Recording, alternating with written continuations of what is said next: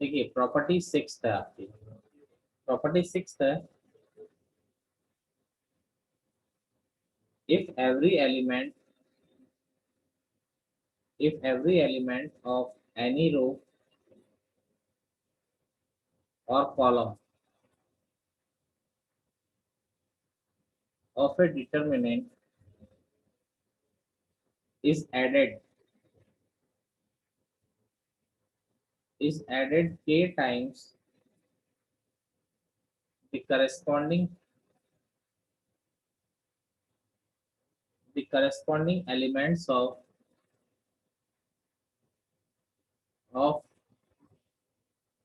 other row or column other row or column, then the value of determinant remains remains the same। यानी determinant की value में कोई फर्क नहीं पड़ता। जैसे देखिए मैं आपके सामने एक जनरल एग्जांपल हूँ, A B C P Q R X Y Z, ठीक है। इसको हम सॉल्व करके इस डिटर्मिनेंट का वैल्यू इजीली हम लोग निकाल ही सकते हैं, इसमें कोई इफ एंड बट वाली बात तो है नहीं। मेरी प्रॉपर्टी ये है कि अगर मान लीजिए आर वन के प्लेस पे, प्रॉपर्टी को समझिए, आर वन के प्लेस पे अगर मैं R one plus R two कर दूँ, यानी इसका मतलब क्या हुआ कि आपको आर वन के प्लेस पे रखना है, क्या रखना है, R one plus R two रखना है। यानी आर वन के प्लेस पे अगर मैं R one plus R two रख दूँ तो यानी यहाँ पे क्या हो गया कि R one plus R two करोगे तो A plus P, P plus Q, C plus R, यहाँ पी क्यू आर, और यहाँ पर एक्स वाई जेड। अब भी डिटर्मिनेंट की वैल्यू क्या होगी, अनचेंज होगी। अगर आप मान लीजिए कुछ और कर दें यहाँ पर, जैसे आप जैसे एक क्वेश्चन मैं आपको करा ही देता हूँ। जैसे देखिए डेल्टा आपका दे रखा है, तो आपको यहाँ पे 3 6 9 4 8 12, और इस पर बेस चलो एक क्वेश्चन में वैसे ही बता दूँ, तो 1 2 3 4 5 6 7 8 9, जैसे डिटर्मिनेंट का वैल्यू निकालना। तो एक तो तरीका है आप पूरा सॉल्व करके निकाल लीजिए, पूरा खोल लीजिए, आंसर आ ही जाएगा, उसमें तो कोई इफ एंड बट वाली बात ही नहीं। लेकिन अगर मैं ऐसा कर दूं, आर टू के प्लेस पे आर टू के प्लेस पे मैंने कर दिया R two minus R one, और आर थ्री के प्लेस पे मैंने कर दिया R three minus R two. एक बार में देखो तीन का ऑर्डर है तो आप दो प्रॉपर्टी एक बार में लगा सकते हो। ऐसा नहीं हो आप एक और प्रॉपर्टी लगा दें, ठीक है, कि आर टू कुछ और कर दें, ऐसा नहीं। एक बार में अगर तीन ऑर्डर का है तो आप दो प्रॉपर्टी लगा सकते हो। तो यहाँ पर देखिए R two minus R one के प्लेस पे तो आपने कोई चेंज किया नहीं, आर टू के प्लेस पे आपने R two minus R one, तो 4 minus one 3, 5 minus two 3, 6 minus three 3। ऐसे ही आर थ्री के प्लेस पे आपने क्या किया, R three minus R two, तो R three minus R two यानी 7 माइनस फोर 3, 8 माइनस फाइव 3, और 9 माइनस सिक्स 3। अब इस डिटर्मिनेंट का वैल्यू आप डायरेक्टली जीरो लिख सकते हो। जीरो क्यों लिख सकते हो, बोलिए। दो रो सेम है। दो रोज आइडेंटिकल है। दो रो सेम हो गई। अगर कई बच्चों को ये भी समझ में नहीं आता कि सर दो रो सेम होने पे जीरो क्यों आ रहा है, वो तो आप डायरेक्ट लगा दीजिए, स्टैंडर्ड है। लेकिन फिर भी मैं और लगाऊं तो आर थ्री के प्लेस पे जैसे मैंने R three minus R two कर दिया, और क्लियर कर दूं इसको, तो ये three three three, R three के प्लेस पे R three minus R two गया, तो three minus three zero, three minus three zero, three minus three, तो पूरी एक रो जीरो हो गई। अगर मैं इसको थर्ड रो के रेस्पेक्ट में अगर ओपन करूंगा तो zero into something minus zero into something plus zero into something, तो आंसर तो फाइनली जीरो ही आएगा ना। समझ रहे हो बात को, ठीक है। तो इसीलिए हम कह देते हैं कि डिटर्मिनेंट की आप इसको डायरेक्ट ओपन करते तो भी जीरो आता, इसको ओपन करोगे तो भी जीरो आएगा, इसको ओपन करोगे तो भी जीरो आएगा। यानी डिटर्मिनेंट की वैल्यू में इससे कोई फर्क नहीं पड़ता है। क्लियर है मेरी बात, मैंने जो बताया आपको, यस सर। Yes sir. ठीक है। देखिए जैसे एक क्वेश्चन और मैं कराऊं, विदाउट विदाउट एक्सपेंडिंग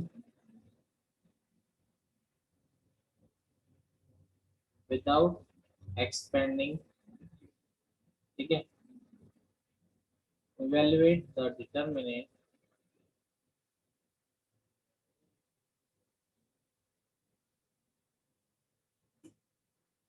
4115 79 79 2953। वैसे तो इसको ओपन करके हम वैल्यू निकाल सकते हैं, लेकिन आपको क्या बोला गया है कि विदाउट एक्सपेंडिंग, यानी आपको एक्सपेंड नहीं करना। तो विदाउट एक्सपेंडिंग अगर मैं करूं तो देखिए, अब ये थोड़ा दिमाग लगाने वाली कुछ बातें नहीं। अगर मैं first column minus 8 into third column कर दूं, 8 से मल्टीप्लाई करके इसको इससे माइनस करूं। अब आप बोलोगे 8 ही क्यों लिया, क्योंकि 8 से वैल्यू आसान हो जा रही है। जैसे देखिए, मैं 41 माइनस 5 इंटू 8, तो 41 माइनस 40 कितना हो जाएगा, 1 हो जाएगा, नहीं हो जाएगा, बोलिए। ये तो सेम ही रहेंगे। ऐसे ही 79 माइनस 9 इंटू 8, तो 79 माइनस 8 इंटू 9 कितना हो जाता है, 72। 72 माइनस 79 कितना आ जाएगा, 7। अब 29 माइनस 8 इंटू 3 कितना हो जाएगा, 29 5। अब देखिए, फर्स्ट दो कॉलम सेम हो गए, तो डिटरमिनेंट का आंसर क्या आ गया, 0 आ गया, नहीं आ गया, बोलिए। Yes sir. ठीक है ना, फर्स्ट दो कॉलम अगर सेम हो जाते हैं तो इस डिटरमिनेंट का आंसर क्या आ गया आपका, 0 आ गया। चलिए, तो कोई भी केस में 8 लेने से सिंपलीफाई हो जाएगा। कोई भी केस में तो मतलब 8 लेंगे और ये वाला स्टेप फॉलो करेंगे तो उससे सिंपलीफाई हो जाएगा। कोई भी केस में क्यों, वो तो नंबर नंबर ऐसे है ना कि यहाँ पर अगर मैं 8 से मल्टीप्लाई करके माइनस करूँ तो ये छोटा हो जा रहा है ना, छोटा करना है मेजरली, मेरा ये है। Okay sir. अब हर क्वेश्चन में 8 ही थोड़ी कॉमन हो गया, यहाँ पे हो सकता है कहीं में 7 से करना पड़े, कहीं में 2 से करना पड़े, वो डिपेंड करता है क्वेश्चन टू क्वेश्चन। ठीक है, क्लियर है मेरी बात। अगला यस सर। अगला देखिए, अगली प्रॉपर्टी आपकी 7। पहले मैं लिखा देता हूँ, फिर एक्सप्लेन करूंगा। The sum of the product of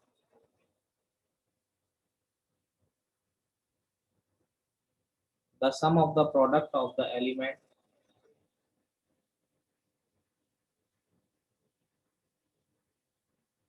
of any row, अभी एक्सप्लेन भी कर दूंगा, और column with their corresponding cofactors is equal to the is equal to the is equal to the value of the determinant। Question का मतलब क्या हुआ, पहले मैं क्वेश्चन का मतलब समझा रहा हूँ। जैसे मान लीजिए कोई डिटर्मिनेंट है A11 A12 A13 A21 A22 A23 A31 A32 A33, जैसे डिटर्मिनेंट आपको दे रखा है।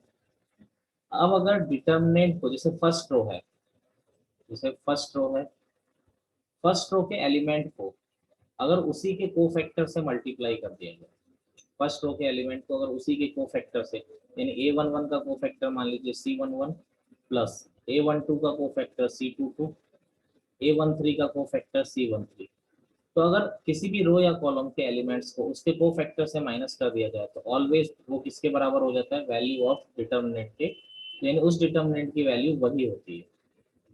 एक्चुअली में आप करते जैसे, आप फर्स्ट कॉलम से भी कर सकते, फर्स्ट कॉलम को अगर उसके डिटर्मिनेंट से अगर आप माइनस कर दें, फर्स्ट कॉलम को उसके एलिमेंट से अगर आप माइनस कर दें, तो भी उसकी वैल्यू क्या हो जाएगी, वही हो जाएगी।